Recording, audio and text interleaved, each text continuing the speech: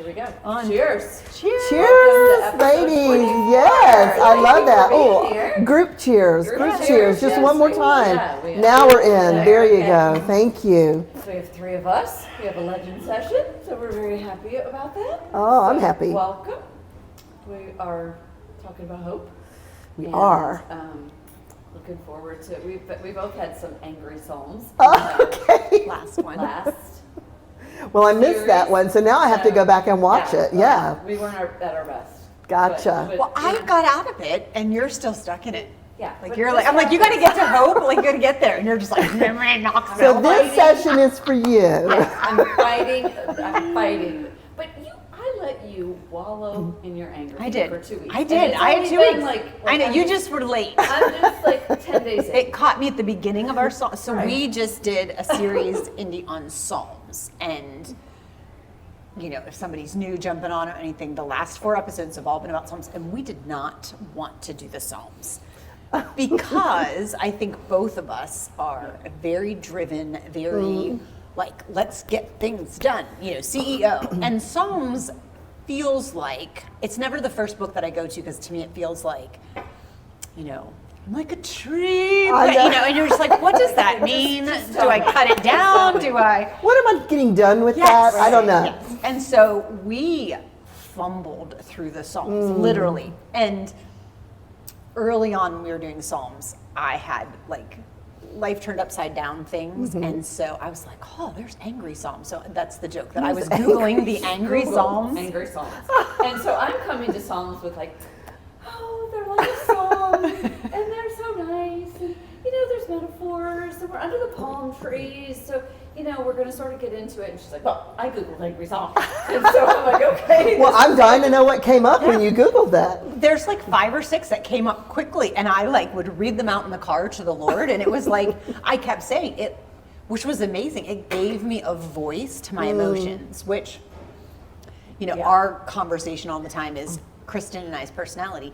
We just don't do emotions, right? We're boss lady all the time, it feels like. So we're like constantly like, let's go, let's get this done. And well, you never get to be off because we're always in situations where we're leading something, or running something, or and so it just feels like we don't sit in, I wonder what do they mean when they say, the deer was panting at you just don't get into all that. And so we spent 4 weeks.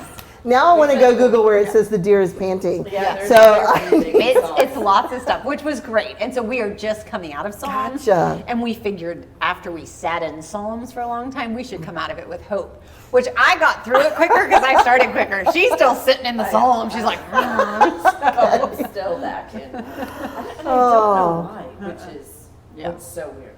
I think it's because I'm really run down, and I'm just feeling like I've got like things that normally are on my plate are still on my plate, but I'm not dealing with them. So anyway. I think when we get run down, we lose our patience for getting through things. Yes. And it gets harder and harder because we're tired. Right. And maybe the challenge there was to slow down and soak them up. We don't know how that. We don't Okay. believe in slow Well, down. I'm here today with some emotions, so they there brought you go. me in. So this is I can tell right now. Right. Well, and I should say, it's not that we don't have emotion. It's just like our emotion is like more of a, I don't even know what the word is, like. It's sort of short and it's like curt and right. And usually sharp and short. People are always like, you're frustration. mean, and I'm like, I'm not mean. Or you're, and I'm like, oh, I'm not. We're just going, and so it's not that we don't have emotion. It's just we're not emotion. Yeah, sentimental. It's just usually. Well, this should be just fun. Sort of not like touchy feeling emotion. Okay. It's more like very black and white emotion, and this. The reason I am so mad is because She's still mad, literally. A few things didn't go my way, and I'm pissed. Yeah. I'm just mad. Boy, don't I know that. Things not going your way. Yeah. Okay. We're going to talk about hope We're today. 15 minutes in now. That's okay. This is We haven't good. even introduced And what you. I was going to say when you first started talking about hope, I think we're in week 3 of hope now by the time we get to our legend. So we've been doing hope for a little bit, and It's not working. we're going to stick with hope so we can get Kristen on. Hang in there. No, it's all We got good. you. It's all good. it's not like it just happened with Hope, but it's the first time that it came to me. And we were talking about it a little bit earlier. I had the opportunity to go to seminary, so I've studied the Bible, like it's been part of what I do. And I don't know if I've ever actually studied the Bible through the lens of a specific characteristic. In the sense that we've challenged each other to like pick a character of the Bible that exemplified hope. And I've studied, you study Abraham, you study Isaac, you study Matthew, you study Mark. Like, I've read through them all, you know the story. But I've not studied it through like the story of somebody, looking at it specifically as like hope or management. And we've really been taking themes and trying to find a person or a story in the Bible that fits that theme to us. And, mine was Joseph that we had talked about. And I have studied Joseph forever, but all of a sudden, like reading the story of Joseph, thinking through it, like, okay, Lord, what kind of hope do I see in this story? Changed the story of Joseph for me. Like things popped out that wouldn't have popped out if I would have just read it. So didn't it also like personalize him? It did. Which I think is so different. Like a lot of times, like reread the words, but Psalms did that for us. Really personalized things for us. So we did. Bringing out all kinds of emotions. It's still doing it on this side of the. All that going on. But I think that's what I found. I have a character that her name's Anna, and she's got 3 verses, and it's the same thing. I mean, I just thought, oh my gosh, this woman has been widowed for 87 years, and it was just it very much personalized it, because I was looking at if I was sitting in her position, how difficult it would be to have hope. Right. And so I think that's been really good. It's really been very good. It has. It has. I'm not really as angry as I sound. I'm tired. Okay.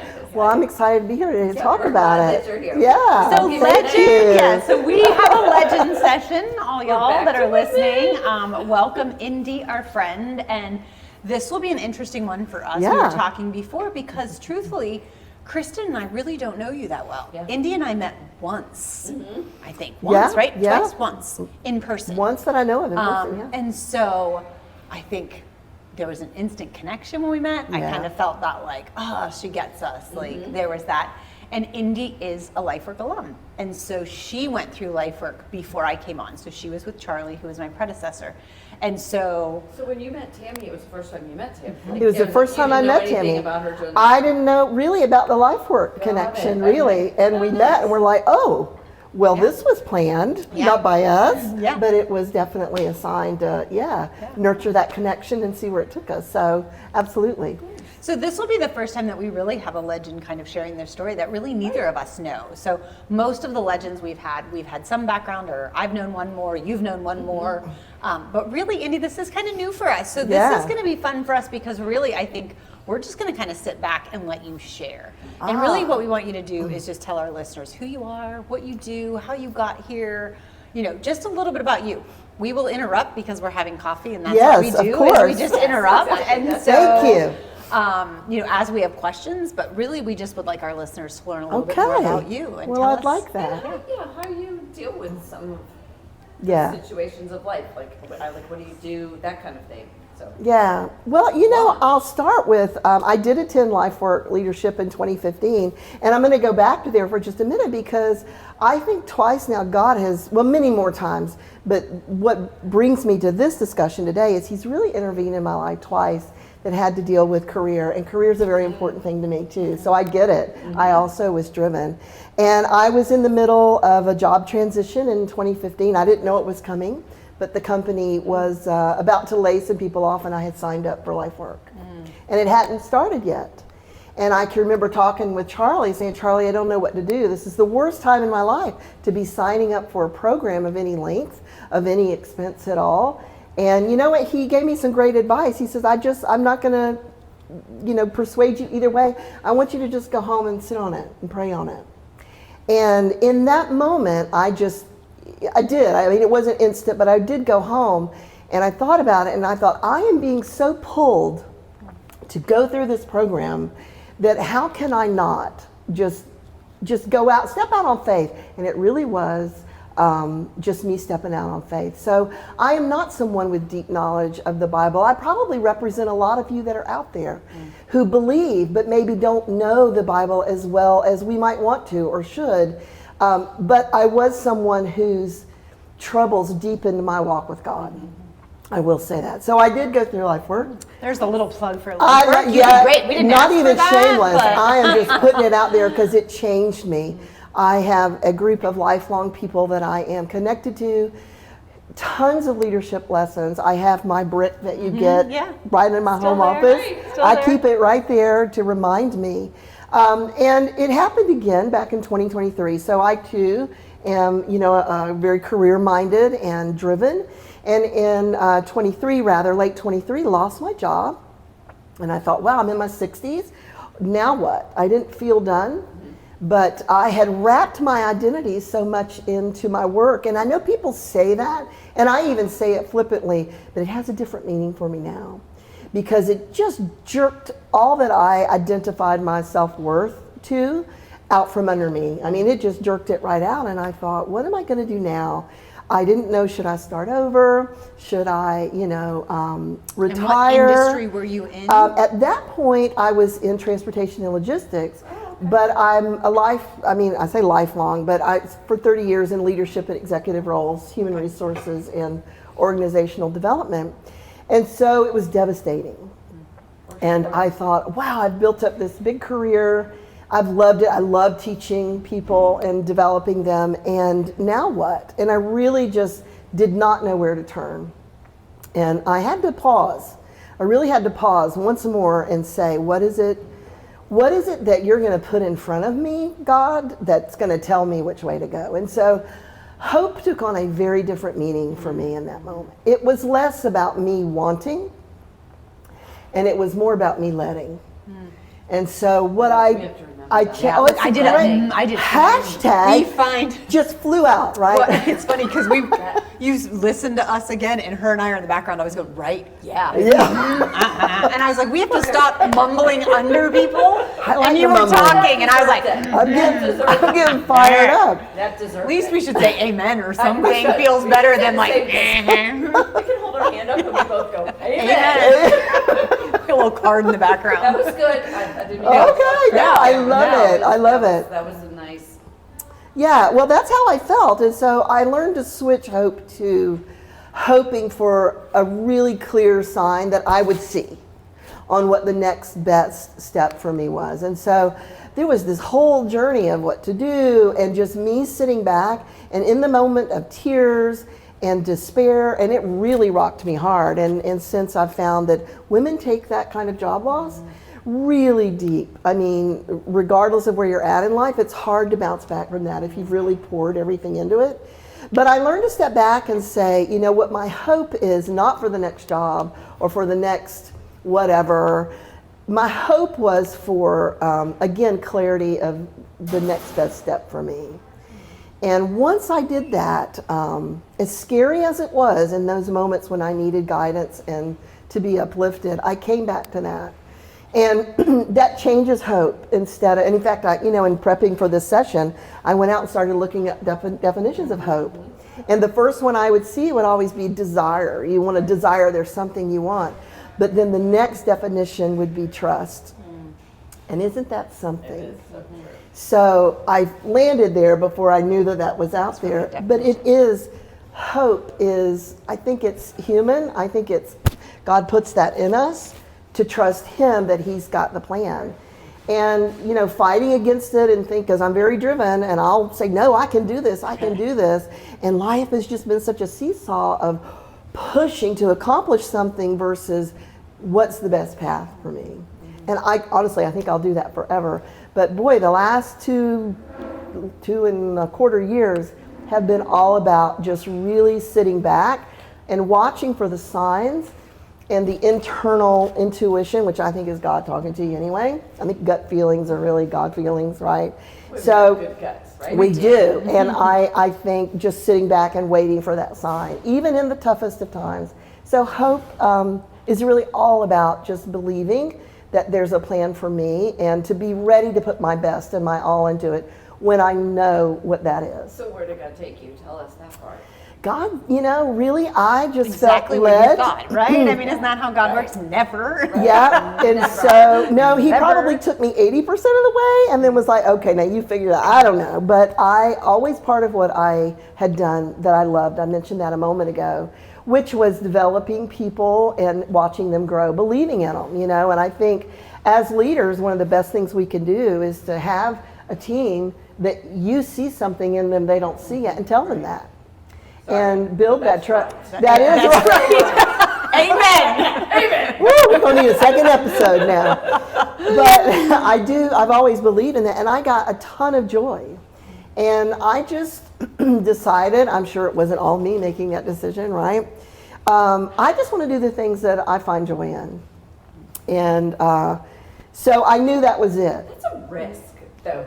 Girl, you just have no idea how much of a risk that was. Because that means that you don't have to do stuff that you get paid to do. Like sometimes it's a also job true. because you're getting paid to do it, and that just means sometimes you have to do stuff you don't like. And so deciding that you're going to just do the stuff I find joy and what God created me to do. Well, it's a funny thing, right, that happens when the hard work, I used to work crazy hours, and I thought, I'm not going to do that anymore ever. Totally not true. I find myself working those hard hours, but they're towards the thing that I love to do. And it's different when you find that. And listen, I was over 30 years in the corporate world. So I'm not somebody who's, never worked at an office. I know I did my years, but I just knew I wanted to do the things based on what I had learned on how to give back to people and help teams and help companies grow and create those incredible workplaces where people are on fire for how they serve others. And there's not a company out there that isn't serving people in some way. And so I coach people to look at it that way and include that in their teams. And so I said, okay, I wasn't going to start over. Here I am, starting over. 100%. And while I'm at it, let's write your first book ever. And so there were a couple of days there for about 12 months. I didn't think I was going to make it. But the other thing that I have learned is also pay attention to the signs that you need a break. Just a day or a breath or being willing to put the phone down or the plane. Am I preaching now? Okay, girls. Okay. Both, these are my women here. That I come back at 120% versus the 70% I'll come back on if I don't just take that break, And so that's my story. And so hope has a new meaning for me now that I let it guide me and trust that it will. And, so far, so good. One of the One of the definitions that we had come up with hope, which kept, as you were talking, I kept thinking of it, was assured anticipation. And it's this idea that I'm anticipating something, but I'm trusting, I'm sure, this something. Assurance that something. Yeah. And I think that's the key is right. It's the something. It's like there's an assurance that the Lord is taking care of this and the Lord is watching me and the Lord's got this. But it's not in the circumstance. It's not right, you don't know exactly what that assurance is, but your assurance is in God. And we had a sweet young girl who I'm kind of mentoring call the other day, and it was like an SOS text message, like, I need you, and you could just tell there was some urgency to it. And so I called, and she said, okay, so here's the situation. What do I do in this situation? I'm looking for a new job, and all of a sudden I have 3 offers on the table. And one of them is with a Christian company. The other ones are not. But I get really excited about this one. And is that like saying no to God? And she's young, and you could see she's wrestling through, do I do the one that's more? And it was so funny because I said to her too, I said, listen, God called us to an abundant life. He wants you to love what you're doing. There is just as much ministry. I mean, we went through all the stuff when this, and then I said, but at the end of the day, hope is when we have a relationship with Jesus, hope really is the fact that we cannot fail because we really believe that God's got us.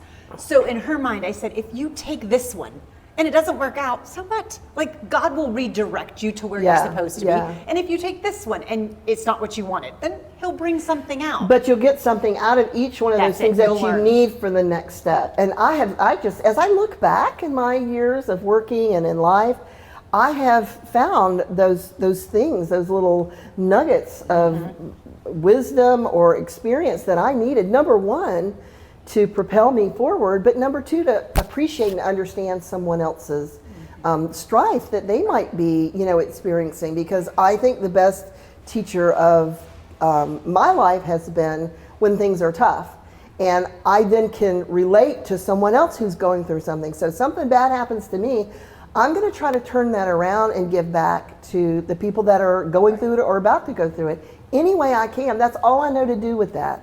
And the sadness around it. It's so great to hear, bits and pieces at least of your story, because I think the more we can all do that, I think we help other people.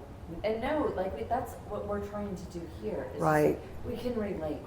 Like, it's not a tragedy that I'm pissy about, right? Like, there are some things that are like really, really bad in the world. I mean, neither of us had that. I mean, right. She got a ticket or something, right? I mean, like right. It's just minimal. They're at a minimum, and I think when you do have those big crises, which I've had a few, it is nice to be able to then share it, and as soon as you start sharing it, something heals. Crazy. Yeah, I haven't quite figured out what heals in you when you take what you learn from a situation and help somebody else with it. And I do firmly believe that the reason it feels good to help others, whether it's, I don't know, giving the person $5 for a hamburger or helping a charity or just helping somebody out with a bag of groceries that they need.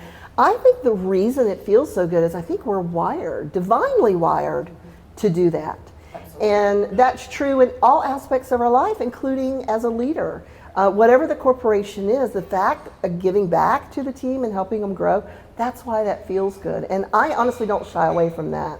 I get a lot from that. We talked a lot about that in calling, and we went through that in LifeWork too, but just when you, I think it takes a long time, I don't know, maybe not for everybody, it took me a long time to get comfortable in my skin and my calling, right? And knowing really what God was saying. This is your gifting. This is what you're good at. Yeah. When you do that, people know. Yeah. It sort of exudes from you that. Well, and we talked about the seeds and how God puts multiple seeds in us. And for a season, your job in corporate America was the seed that God called you to. And then all of a sudden you go through life, whatever that is, and your callings change and God springs up like the tree planted by the new seeds spring up in you. And we talk about it all the time. 10 years ago, we wouldn't have been doing a podcast, but that is a seed that God had in us that now has sprung up and we're doing. And so tell us about your book. Yes, and then I want to hear about lipstick. Oh yes, let's talk lipstick. I got to talk about that. So my book, there you go. Amen. More hashtags. I'm loving all the hashtags. So my book is called Leadership Truth Bombs, What Your Team Wants You to Know But Isn't Telling You. And it's based on all of my years in work, from my entry-level roles, being on a team, to moving into leadership and senior leadership, leading teams and building them and developing them. And what I began to notice was there's little things that leaders would do or say that teams would translate to mean one thing or another, and they might have had it wrong. Their perception might be wrong, but still it creates a disconnect. Or there would be things that they would need, and maybe they didn't tell their leader. I don't know why. I doubt it's always fear. It's usually more because they're early in their career and they don't know how to say something, or if it's okay to say, hey, I need this. So I began to notice those things, and once I left my job, I said, you know what, that's the book, because I had developed a leadership training program around it and was using it, in my last job, and so I had the rights to everything, which I'm grateful for, by the way. But I said, that's the book, because that's like a culmination of my whole life's work leading teams. So let me put that in a book, and that's what I did, and that released in April. Yeah. So say the title again, and then we'll put it in the comments, but say it slow. Another plug: Leadership Truth Bombs, what your team wants you to know but isn't telling you. What's one of the truth bombs? What's a big one? You can't cherry pick who to be kind to. You're either kind or you're not. And that's talking about favoritism. So teams hate favoritism because they feel excluded. They're going to be passed over, like you don't like them. None of that may be true, but that's how they feel. Funny, I just told, so I teach out at the university, a class here or there, and after the crazy day that we've had, like been up since 1 a.m, cooking and all this stuff that it's just been insane, I had to teach today. Oh dear. And I was rushing into class today.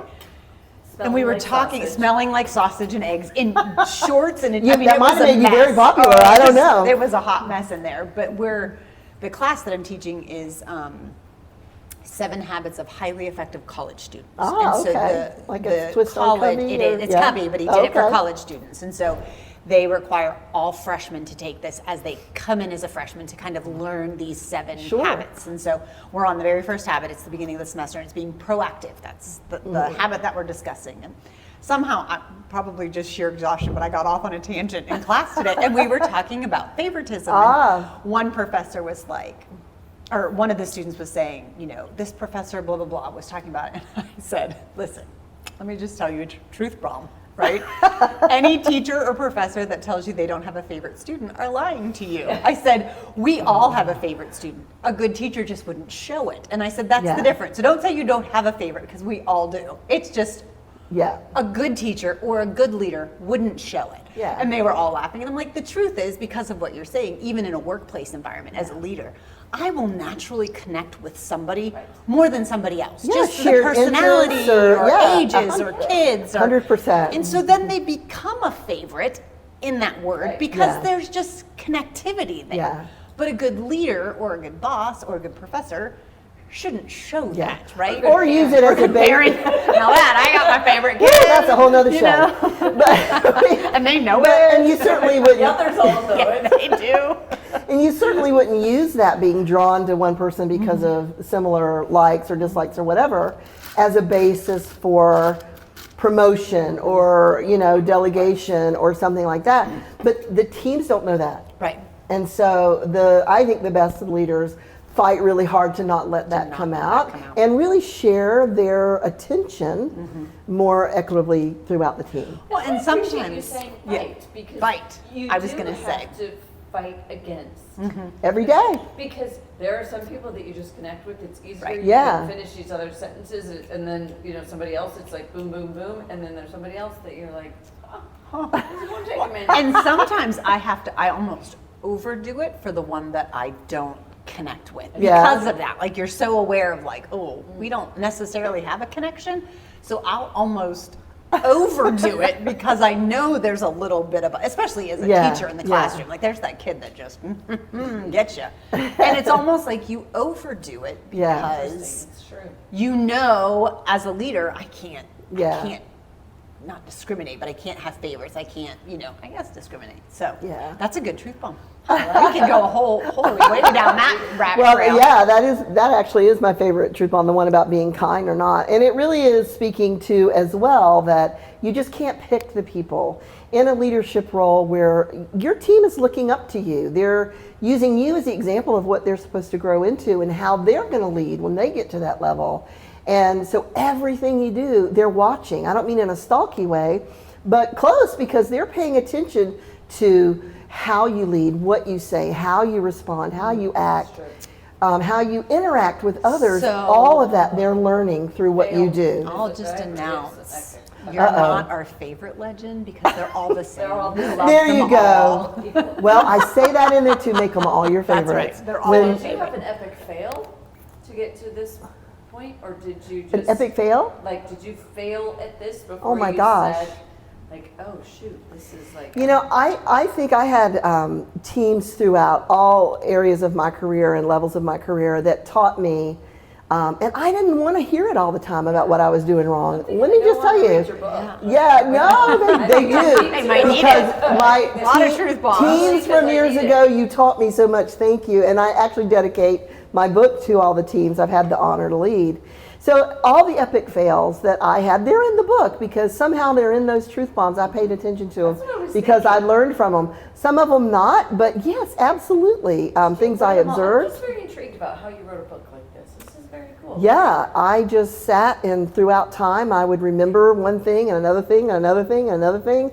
And just over time, then I developed the program and I used them in there. And then I thought, this would make a book. That's great. And it did. And so it really is, it's just meant to help leaders understand and engage their teams more so that they want to come, today's A talent, rock star talent, they don't want to just come to work, they want to come to work with purpose. Right. And we hear a lot of digs about generations today versus generations, but I don't think that's true. I think today's generation is saying, I want to come to work and have purpose all day. I don't want to check out and then go feel my purpose. Mm-hmm. They want all day long to feel like what they're doing matters and it serves people in some way. And so I honor that. I think it's great. I love that you actually put it all together and that you've done it. Yeah. So many times I get bumped into a book and they're telling me what to do and I'm like, but you didn't. You're 12. Like you haven't done it yet. This is my professors. Why do these professors in my program? And I'm like, you're 12. You can't possibly know this. Right. But like, no offense to you, the doctor, professor, but like sometimes you get a professor that's not actually done anything. Right. That's exactly it. They just academic book knowledge. They just taught it. And so I really appreciate the fact that you took the time to do it because it makes a big difference as somebody, as a leader, trying to read and learn to actually have an interaction with somebody that's like, look, I did make mistakes and this is what happened and look what I learned. So well, I tell you, when I'm speaking on it, and I actually was just doing that earlier today, and I asked people, another truth bomb is there are no jerks on a brilliant team, or brilliant teams don't have any jerks on them. It's something to that effect. I should know it offhand, but I don't. But the point is I ask the audience, what defines that? What would make you look at somebody and go, ooh, that person's not very nice? What is that? And then I ask them, so who in here has done at least one of those things? So that gets people humble real fast. Sure. I could be because the jerk. I've done it. Oh, yeah. I've been it. And so the point of that is remembering how I felt, or asking them to remember how they felt when they experienced that, and just remember that's how your team feels today. And so we got off the thing of hope here, but I just think this is all so powerful. It gives us hope that we can learn how to be better leaders. We're kind. continuing to learn. Well, I'll talk about anything, but I just do thank you for your kind words. I very much appreciate that because there's a lot of information coming at leaders, and you should have this, or you should read that, or you got to read this book, and it's really nice to have. Well, thank you.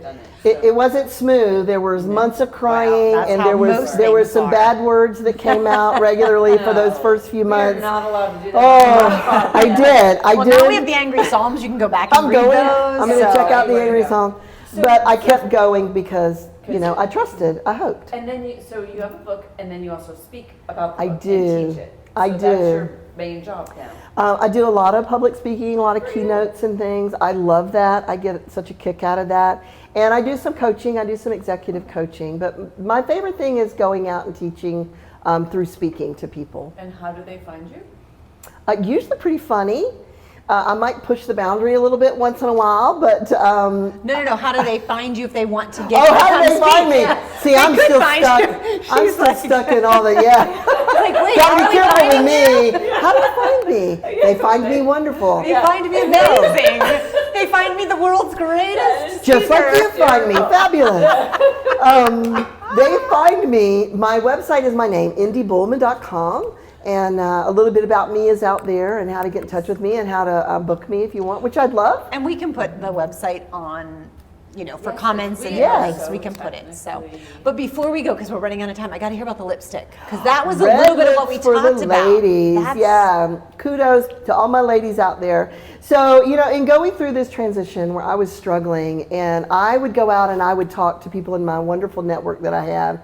And I love men. I think they're wonderful. And I would talk to my men friends in my network, and I'd say, I don't know what I'm going to do. And they're like, oh, well, what do you think you want to do next? And I'm in, tears. I'm melting before their eyes And then I'd talk to the women, and every woman I spoke to this day even has a story similar to mine. They lost a job or felt they had to leave a job because they were just depleted from it. And it just wrecked them. And so I thought, okay, I'm going to form something that helps these women go through their job transition, and we want to help them move through boldly. It's called Red Lips for the ladies, Red Lips for the ladies, because throughout my life, when I've had a really tough time, I wear bright red lipstick that day to it's my way of getting through it. And not many people knew that. Of course, a lot of people know it now, and all of you. But my best friend, the day I lost my job, I'm crying and I'm texting saying, JoJo, I've lost my job, and I don't know what I'm going to do. And she texted me back the next morning and said, I'm wearing my red lips for you today. And so, I, in the moment, couldn't do anything with it, but I said, we're going to do something with that, because there was a moment where somebody was standing for me out there, even by that simple. That is hopeful. Bring that right around, Indy. Look at you. It was, and I have to say, we have helped a lot of women, if even just to be a sympathetic ear. But our goal is to just help them move forward through education and workshops and building that very wonderful, embracive community that just says, we got you. We're here while you're walking this walk. Yeah. Catherine Way, she was one of our legends earlier on in the thing. I'll never forget. It was the first time I heard it. I think I actually served on Leader Cast committee with her years ago. Yeah. I'm all in your world. Look at that. You are. How did we not cross paths? But the first time I ever heard it, it makes me think we were renovating this coffee shop, and it needed a lot of renovation. Let's just say that. And Catherine Way came in her cute little Catherine Way dress and her little white cardigan. I'll never forget it. And little white tennis shoes, and we're stomping out the bugs from all the all the crazy stuff when we got in here. And I was a little overwhelmed by all of it at the time. And I'll never forget. She's like, it's just lipstick on a pig. We're just going to put lipstick on a pig. And I was like, that is the best phrase. And I've used it so many times in the same sense where things are bad. And I'm like, okay, that's piggish. It's just, it's, grunting. And I'm like, okay, just lipstick on a pig. Like that metaphor, that idea, that vision of, as a woman especially, if I can just put lipstick on and go, I can get through whatever this 100%. Well, sometimes you fake it till you make it. Yes, right? for sure. But I love also the concept of somebody else is doing it for you. Yes, Right. It's for you. It's standing for each other. Yeah.